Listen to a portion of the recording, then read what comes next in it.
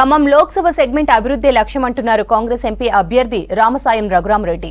65 ఏళ్ల నుంచి తమ కుటుంబం కాంగ్రెస్లోనే ఉందన్నారు. ఉమ్మడి జిల్లా మంత్రులు, నేతలు సహకారంతో ఖమ్మం ఎంపీ సెగ్మెంట్పై కాంగ్రెస్ జెండా ఎగురవేస్తామన్నారు. గాంధీ కుటుంబమే దేశానికి రక్ష అని చెప్పారు. ప్రజలు ఆశీర్వదిస్తే కేంద్రం నుంచి మరిన్ని నిధులు తీసుకొచ్చి ఖమ్మం జిల్లాను అభివృద్ధి పదంలో నడిపిస్తానంటున్న రఘురామరెడ్డితో Kadir face to face. Congress పార్టీలో భీష్ముడుగా పేరుగాంచిన సురేందర్ రెడ్డి తనయుడు రఘురామరెడ్డి ఖమ్మం పార్లమెంట్ స్థానానికి పోటీ చేస్తూ ఉన్నారు. ఈ నేపథ్యంలో అసలు ప్రజల నుంచి ఎటువంటి స్పందన లభిస్తుంది, ఏ స్కీమ్స్ని ప్రజల్లోకి తీసుకెళ్లాలనుకుంటున్నారు, అటు బీజేపీ బీఆర్ఎస్కి ఎటువంటి సమాధానం చెప్పబోతున్నారు, ఎలా వాళ్ళని తిప్పగొట్టబోతున్నారు, వారిని అడిగి తెలుసుకునే ప్రయత్నం చేద్దాం. వారు మనతో ఉన్నారు. సార్ చెప్పండి, ఈ సీట్ స్పెషల్లీ ఖమ్మం సీట్ అంటే 7 స్థానాల్లో కూడా దాదాపుగా అందరూ అటు కాంగ్రెస్ ఎమ్మెల్యేలు ఉన్నారు, ఒకటి కమ్యూనిస్టు మీ సహచరులు లాంటి వాళ్ళే ఉన్నారు. మీరు చాలా రాజకీయాలకు దూరంగా ఉన్నారు, తండ్రితో పాటు రాజకీయాన్ని కొనసాగించారు, కానీ మీరు ఎక్కడ ప్రత్యక్ష రాజకీయాల్లో లేరు. అలాంటిది ఒక్కసారి హాట్ సీటు స్వీట్ సీటు రావటాన్ని మీరు ఎలా ఆస్వాదిస్తున్నారు దీన్ని? అంటే ఇప్పుడు నిజంగా చెప్పాలంటే 1985 నుంచి 2 అసెంబ్లీ సెగ్మెంట్స్ నేనే చూసుకునేవారు. వరంగల్ అసెంబ్లీ సెగ్మెంట్స్, దొర్నకల్, మహబూబాద్ నేనే చూసుకునేవారు ఆ రోజులలో. తర్వాత 2012లో నా పేరు రాజ్యసభకు పంపారు, అది సెలెక్ట్ కాలేదు. 2014లో మళ్ళీ గవర్నర్ కోటాలో ఎమ్మెల్సీగా నా పేరు పంపారు. ఎందుకంటే డోర్నకల్ మా సొంత డోర్నకల్ రిజర్వ్డ్ సెగ్మెంట్గా అయిందనమాట.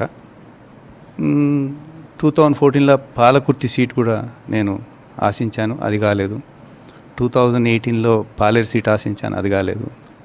నేను ఖమ్మంకి కొత్త కాదండి, మా సొంత స్వగ్రామం చేగమ్మ ఊరు. మీరు పాలేరులోనే ఉన్నది.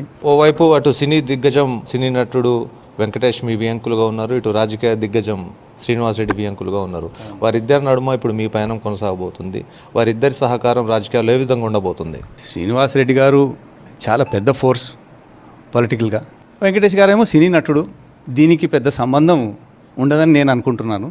వెంకటేష్ ఏమైనా ప్రచారానికి వచ్చే అవకాశం ఉందా? నేను అడగలేదండి వారిని. వస్తే వస్తారు. వారి కుమార్తెనైతే వస్తుంది, all the way from Spain వస్తుంది, ఖమ్మం పట్టణంలో తిరగబోతుంది అనమాట.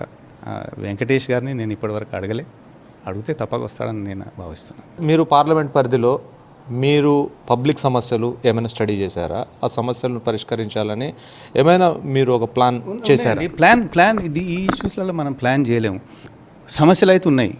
ఇప్పుడు for example fisheries research station ఉంది, దాన్ని యూనివర్సిటీ అని మార్స్తామని చెప్పారు, అది కాలేదు. తర్వాత ఈడ కొంత ఎన్ఆర్ఎస్ది ఇష్యూ ఉంది ఖమ్మం పట్టణంలో. Railway line, Kothagudem Bhadrachalam railway line pending ఉంది. గత కొన్ని ఏళ్ల కింద రేణుకా చౌదరి గారు చాలా వర్క్స్ కంప్లీట్ చేసిందనమాట. ఇటువంటి ఇష్యూస్ చాలా ఉన్నాయి అన్నమాట, సమస్యలు.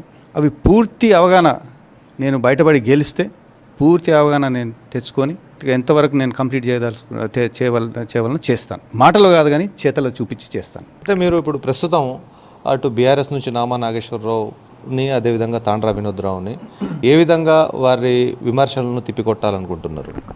ఇప్పుడైతే నామగారు నన్ను ఇప్పటివరకు అయితే విమర్శ లేదు. అంటే మొన్న ఒక మీటింగ్లో ఎవరో బీఆర్ఎస్ నేత ఏదో అన్నారు నా గురించి, దాన్ని నేను పెద్ద పట్టించుకోదలుచుకోలేదు. నేను తాండ్ర వినోద్రావు గారి దగ్గర నుంచి కూడా నా గురించి విమర్శన ఏం లేదు. నేను కూడా వారి గురించి ఏమీ విమర్శన చేయదలుచుకోలేదు. పార్టీల గురించి మాట్లాడుకుందాం. Yes, exactly. అంటే వ్యక్తిగతమైన విభేదాలు ఎవరి మధ్యన ఉండవు, ఖచ్చితంగా సిద్ధాంతపరమైన అంశాల మధ్యనే విభేదాలు ఉంటాయి. ఆ సిద్ధాంతపరమైన విషయాలకు వస్తే వారి సిద్ధాంతాలని వేటిని మీరు వ్యతిరేకిస్తారు? ఇప్పుడు చూడండి, వారు చేసిన బీఆర్ఎస్ గురించి మాట్లాడుకుందాం. కొంత రుణమాఫీ అనేది, ఉద్యోగాలు కానివ్వండి, తర్వాత ఈ కాళేశ్వరం స్కామ్, ఇన్ని కోట్ల రూపాయలు పెట్టి అది వృధాగా పోయింది, పిల్లలను మళ్ళీ రిపేర్ చేయవలసి వస్తుంది. తర్వాత ధర్నీ తొందర పెట్టి ధర్నీని చేశారు, అది ఇప్పుడు మాకు చుట్టుకున్నది. 7 లక్షల కోట్ల అప్పు ఎప్పుడు తీర్చాలండి? ఇవన్నీ ఇష్యూస్ ఉన్నాయన్నమాట. 10 ఏళ్లలో రాజకీయం చేశారు, మరి ఇప్పటికీ ఎన్నో ఇష్యూస్ వాళ్ళు సాల్వ్ చేయలేకపోయినారనమాట. ఇక అక్కడ బీజేపీ ప్రభుత్వానికి వస్తే ఎన్నో గ్యారంటీలు చేశారు కదనండి. ఇప్పుడు గ్యాసు 420 రూపాయలు 430 రూపాయలు ఉండేది ఆ రోజులలో. మోడీ గారు ఏం చెప్పారు? నేను రాగానే దాన్ని మొత్తం దానికి 50% చేస్తా అన్నాడు. ఇప్పుడు ఎక్కడుందండి గ్యాసు? 1100 రూపాయలు ఉంది. పెట్రోలు అదేవిధంగా పెట్రోలు 71-72 రూపాయలు ఉండేది. ఆయన అన్నాడు రాగానే 40 రూపీస్కి తెస్తా అన్నాడు. మీరు చూడండి, go back in to history అంటే 40 రూపీస్ చేస్తా అన్నాడు. అది ఎక్కడ ఉందండి? 110 రూపీస్. ఇంకా పైకే పోతుంది, కిందికైతే రాదు. మీరు ప్రత్యేకంగా ఒకటి నోటీస్ ఏం చేయాలంటే, 71 రూపీస్ ఉన్నప్పుడు క్రూడ్ ఆయిల్ $100 ఉండేది. ఇప్పుడు $80 ఉంది. ఆయన 110 రూపాయలకి వెళ్ళిపోయింది పెట్రోలు. ఇవి తర్వాత ఉద్యోగాలు అన్నారు, 2 కోట్ల ఉద్యోగాలు అన్నారు. ఆ ఉద్యోగాలు ఎక్కడ పోయినాయో కానీ 1 కోటి ఉద్యోగాలు తీసేశారు. గవర్నమెంట్ కంపెనీలు అన్నీ ప్రైవేట్ వ్యవస్థలకు ఇచ్చేశారనమాట, అదానీలకు. ఇంకోటి ఈ ఆర్మీ, ఎయిర్ ఫోర్స్, నేవీ అనేది ఎవ్రీ ఇయర్ రిక్రూట్మెంట్స్ చాలా పెద్ద ఎత్తున జరిగేదండి. కొంచెం వేలాది మంది జాయిన్ అయ్యేది ఆర్మీ. అది ఇప్పుడు దాన్ని తీసేసి అగ్నివీర్ కింద కాంట్రాక్ట్ సిస్టమ్గా చేశారు. ఇంకోటి ఇప్పుడు అయోధ్య అంటున్నారు, రాములవారు అంటున్నారు. మరి రాములవారు మాకు కూడా లేరా? ఉన్నారు. మేము శ్రీరామనవమి మేము చేసుకోమా? వారికేనా? ఇప్పుడు మంగళసూత్రాలు తీసేసి ముస్లిమ్స్కి ఇస్తా అంటున్నారు. అదంత పెద్దవారు అనే మాటనా? ఇది మొత్తంగా రఘురామరెడ్డి అంతర్గతం. ఖచ్చితంగా రానున్న ఎన్నికల్లో విజయ దుందుబి మోగించి తెలంగాణ రాష్ట్రంలోనే కాదు జాతీయ స్థాయిలో కూడా ఇండియా కూటమి అనేది ప్రభుత్వాన్ని ఏర్పాటు చేయబోతుందని చెప్పేసి అంటున్నారు. వీడియో జర్నలిస్ట్ అర్షద్తో కదీర్, V6 న్యూస్, ఖమ్మం.